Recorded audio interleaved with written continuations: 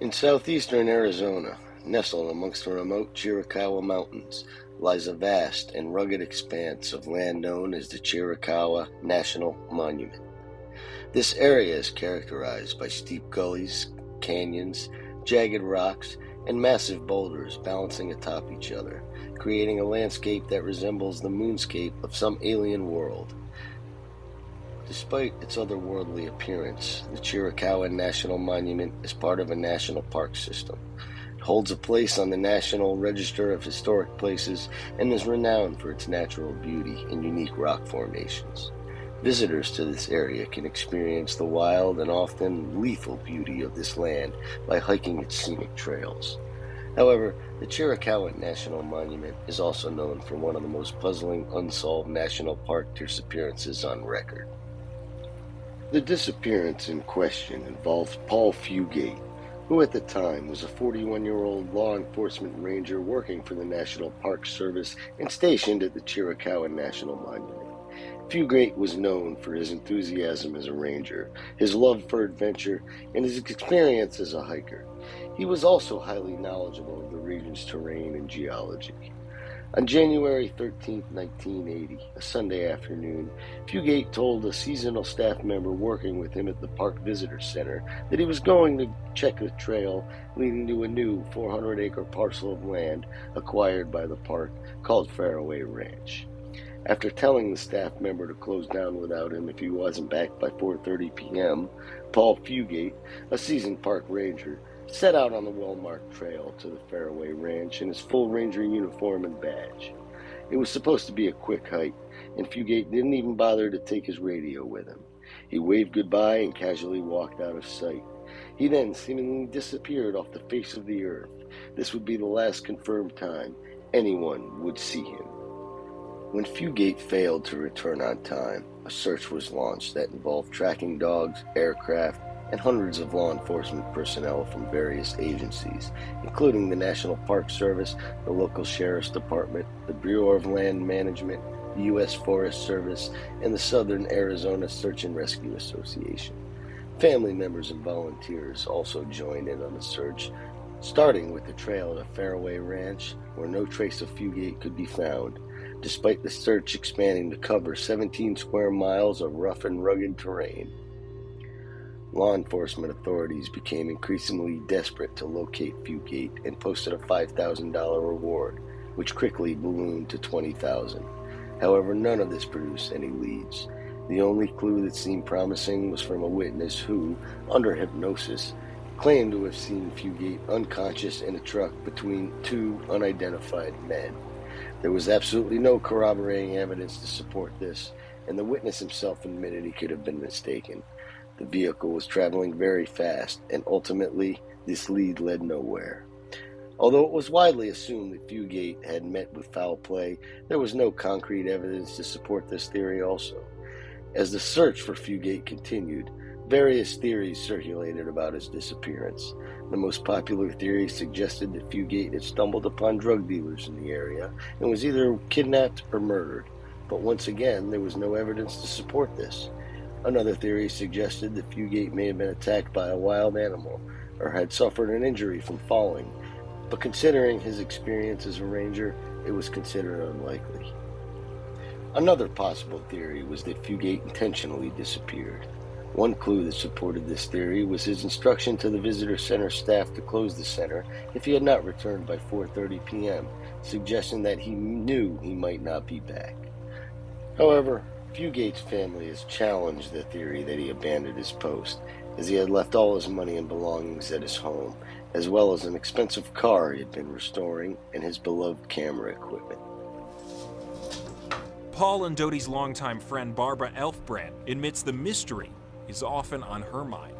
I don't have the belief that I did originally that it would be solved. All the good clues or breakthroughs have led to walls which they couldn't get through. I know that Paul didn't just leave on his own, and I would like to know what happened to him, and it would be closure. It would be peace. Fugate's disappearance is still one of the most puzzling unsolved national parks vanishings on record. In 1986, the National Park Service officially declared Fugate deceased, despite having no conclusive evidence of his death. There have been criticisms of the authorities' handling of the case, including accusations that they did not take appropriate measures, such as extending the search area beyond the parkland, and that the FBI did not take the case seriously enough and tried to dismiss it. Despite the lack of evidence, rumors and theories about Fugate's disappearance have continued to circulate. Some have speculated that he stumbled upon drug dealers in the area and was killed or kidnapped, while others have suggested that he may have been attacked by a wild animal or intentionally disappeared. While there is no concrete evidence to support any of these theories, the mystery surrounding Fugate's disappearance has yet to be fully resolved. In June of 2018, the National Park Service made a surprising move by reopening the decades-old case of Paul Fugate's disappearance. This announcement was made suddenly and without explanation, but it came with a substantial increase in the reward for information, which now stands at $60,000. The National Park Service cited the discovery of new evidence as the reason for this decision, although no specifics were given. The sudden reopening of the case has raised questions and speculation about what this new evidence could be and whether it is significant enough to bring the case to a close. When the National Park Service was asked about the new evidence, they replied with, quote, "We have no new information and respectfully decline to interview at this time." The fact that Fugate's case was reopened after so many years is unusual, and it suggests that authorities have reason to believe that they may finally be able to solve this mystery. However, whether this means that they are close to finding Fugate or discovering what happened to him remains to be seen. The circumstances surrounding his disappearance are murky and riddled with theories, rumors, and speculation. The lack of evidence or leads has made it challenging for investigators to determine what really happened to Fugate. What makes this case particularly strange is that most National Park Service rangers who have gone missing have been found, or at least some trace of them have been discovered. However, in Fugate's case, there is no concrete evidence to indicate what might have happened to him. Despite the renewed interest in the effort to solve this case, it seems that the disappearance of Paul Fugate remained a baffling mystery, at least for the time being. 64 years old, Randy Morgenson had been a backcountry ranger at the Sequoia and Kings Canyon National Parks for 28 seasons, making him the most experienced ranger in the High Sierra. On July 21st, 1996, he wrote a note on his tent, though he mistakenly wrote June 21st instead of July, indicating that he would be gone for a few days, and left his station near Bench Lake without his Smith & Wesson .357 Magnum. Unfortunately, Randy never returned and was never seen alive again. Randy had grown weary of dealing with what he referred to as swinus americanus, a type of backpacking tourist whose trash he had to clean up and whose bad behavior often caused him great frustrations. Sadly, this story involves the infidelity and the death of a highly experienced seasonal park ranger who had dedicated much of his life to the National Park Service. Located in the southern Sierra Nevada, California, Kings Canyon National Park boasts several impressive natural features, including the glacier-carved Kings Canyon, which is over a mile deep. Numerous peaks reaching over 14,000 feet, expansive meadows and high mountain areas, fast-moving rivers, and some of the world's largest collection of giant sequoia trees.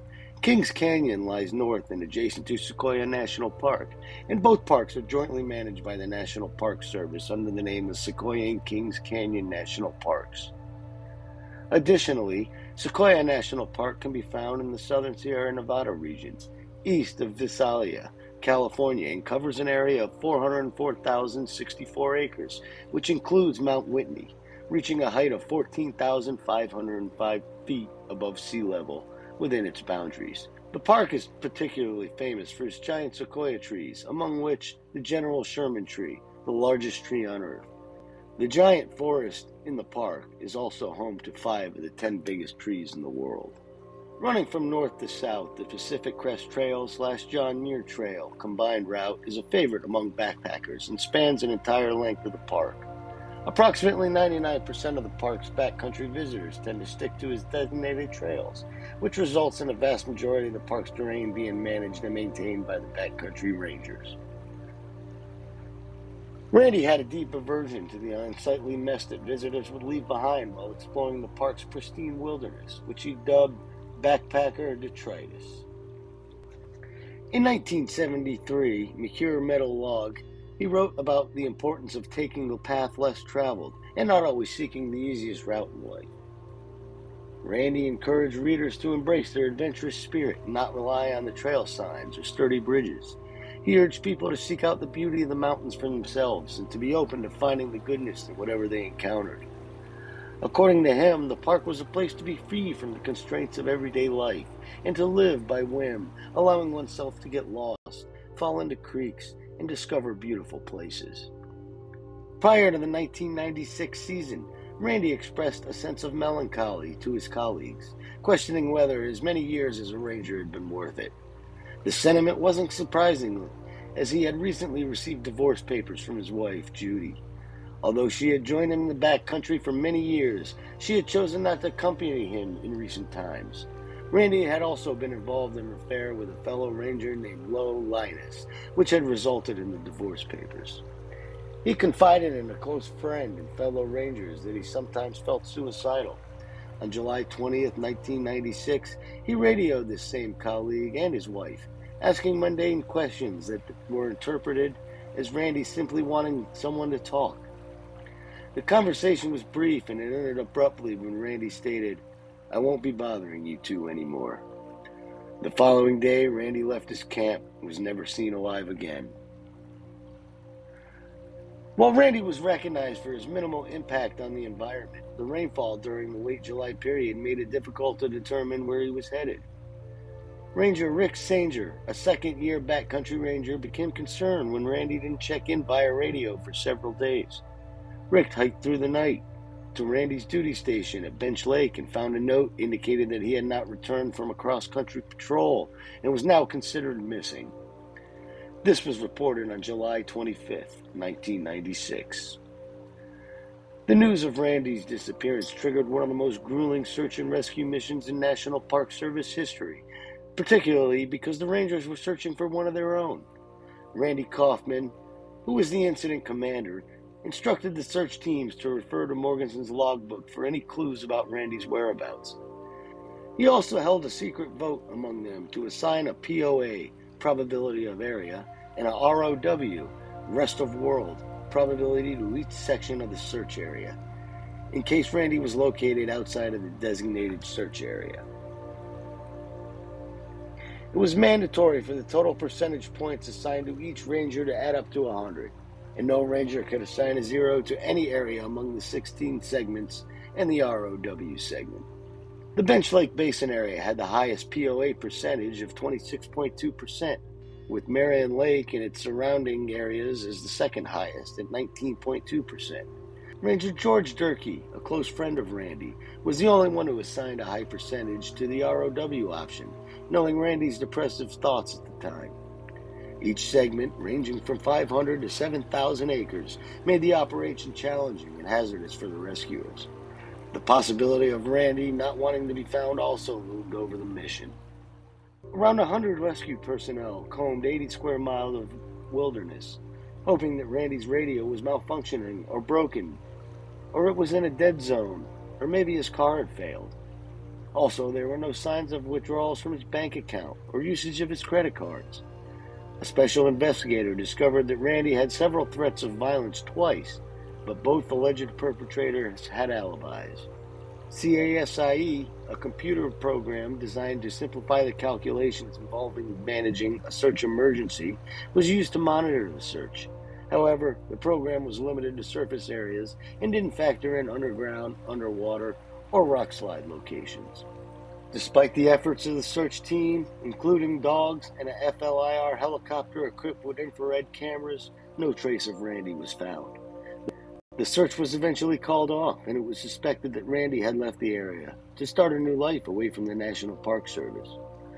13 days after Randy's disappearance, a letter addressed to Randy and Judy Morgenson's home arrived, postmarked 2 days after his reported disappearance.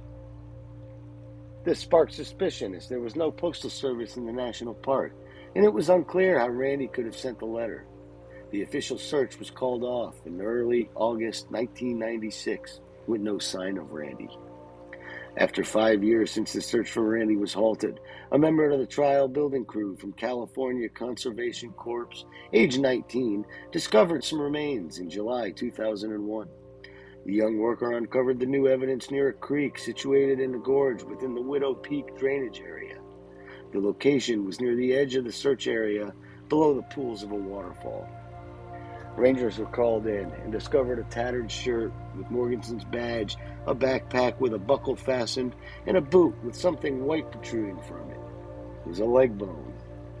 Upon closer inspection, the boot and pack seemed to match the description of gear that Randy was using when he went missing. Investigation and recovery teams were flown in, and a functioning park issue radio was found on top of the falls.